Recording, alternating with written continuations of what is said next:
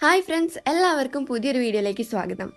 ഇന്ന് ഞാൻ വന്നിരിക്കുന്നത് അങ്ക് മുട്ടിയാനങ് സെക്ഷനി അഥവാ സെക്ഷനി എന്നറിയപ്പെടുന്ന ഫിലിപ്പീൻസ് ഡ്രാമയുടെ സീസൺ 1ൻ്റെ സ്റ്റോറിയും സീസൺ 2 കാണുന്നതിന് മുന്നേ ഓർത്തിരിക്കേണ്ട കാര്യങ്ങളുമായിട്ടാണ്. അപ്പോൾ ഒട്ടും വൈകിക്കാതെ തന്നെ നമുക്ക് വീഡിയോയിലേക്ക് പോകാം. ഈ സീരീസിൽ 3 മെയിൻ ക്യാരക്ടേഴ്സ് ആണുള്ളത്: ജെ ജെ, കെയ്ഫർ, യുറി. സീരീസിൻ്റെ സ്റ്റാർട്ടിങ്ങിൽ തന്നെ കാണിക്കുന്നത് ജെ ജെക്ക് അവളുടെ ന്യൂ സ്കൂളിൽ സെക്ഷൻ ഇയിലേക്ക് അഡ്മിഷൻ കിട്ടുന്നതാണ്.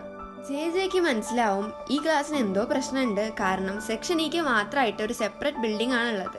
അങ്ങനെ അവൾ ക്ലാസ്സിൽ ചെല്ലുമ്പോഴുള്ള ആദ്യത്തെ കുറേ ദിവസങ്ങളൊക്കെ എല്ലാവരും ഇവളെ പുറത്താക്കാനായിരുന്നു നോക്കുന്നത്.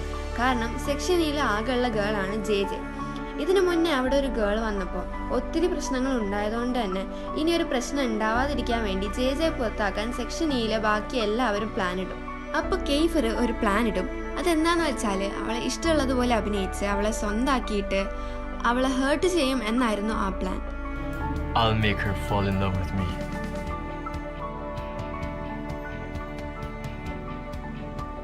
Sigurado ba dyan? I'll break her heart, mess her up, and she'll leave the section. അങ്ങനെ കെയ്ഫർ അവൻ്റെ പ്ലാനൊക്കെ നടത്താൻ അവളെ ഓരോ സ്ഥലങ്ങളിൽ വെച്ച് കാണുകയും കുറേ സീൻസ് ക്രിയേറ്റ് ചെയ്യുകയും ചെയ്യും. കെയ്ഫർ പ്ലാൻ ഇട്ട് അവളെ വീഴ്ത്താൻ നോക്കുമ്പോൾ ഒരാൾ അയാൾ അറിയാതെ തന്നെ ജെ ജെയോട് ഇഷ്ടത്തിലാവും. ആ ആളാണ് യുറി. യുറിയുടെ ബെസ്റ്റ് ഫ്രണ്ടാണ് കെയ്ഫർ.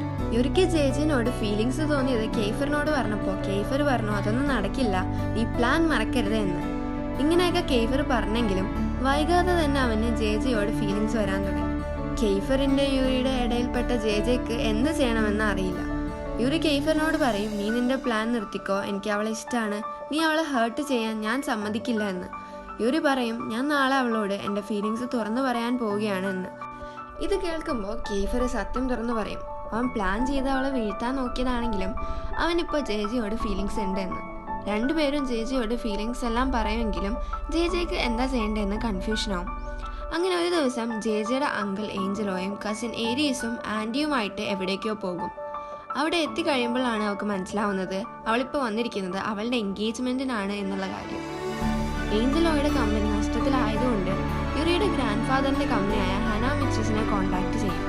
യുറിയുടെ ഗ്രാൻഡ് ഫാദർ ഓർത്തിരുന്നത് ജെ ജെയും യുറിയും ഓൾറെഡി സെറ്റായിരുന്നു എന്നാണ്.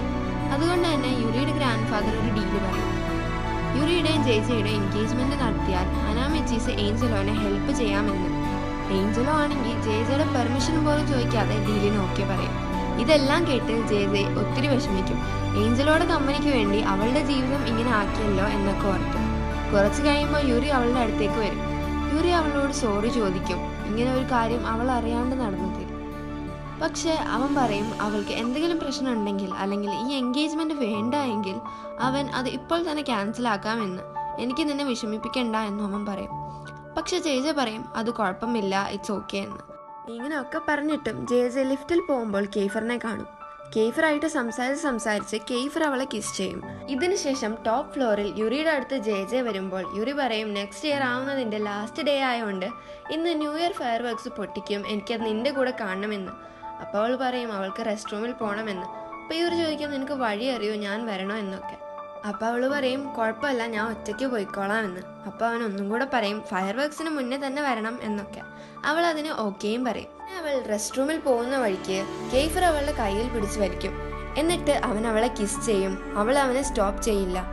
അങ്ങനെ ഫയർ വർക്ക്സ് പൊട്ടുന്നതും സെയിം ടൈം ജെ ജെയും കെയ്ഫറും കിസ് അടിക്കുന്നതും യുറി സ്റ്റിൽ ജെ ജെക്ക് വേണ്ടി വെയിറ്റ് ചെയ്ത് നിൽക്കുന്നതും കാണിച്ച് സീസൺ 1 എൻഡാവുന്നു.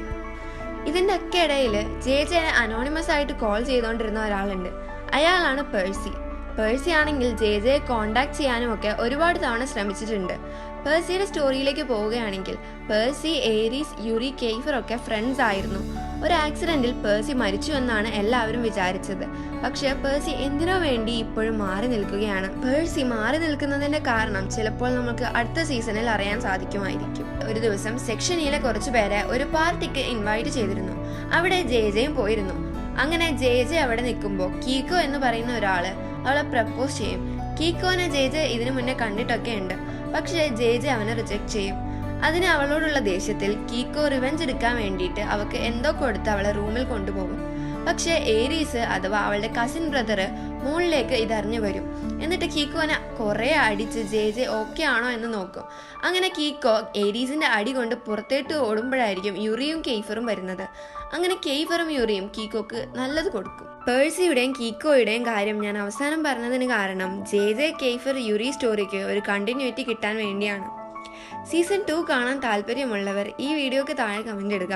നമ്മൾ വൈകാതെ തന്നെ സീസൺ 2 ഫസ്റ്റ് എപ്പിസോഡുമായി വരുന്നതായിരിക്കും. അതുവരെ എല്ലാവർക്കും ബൈ.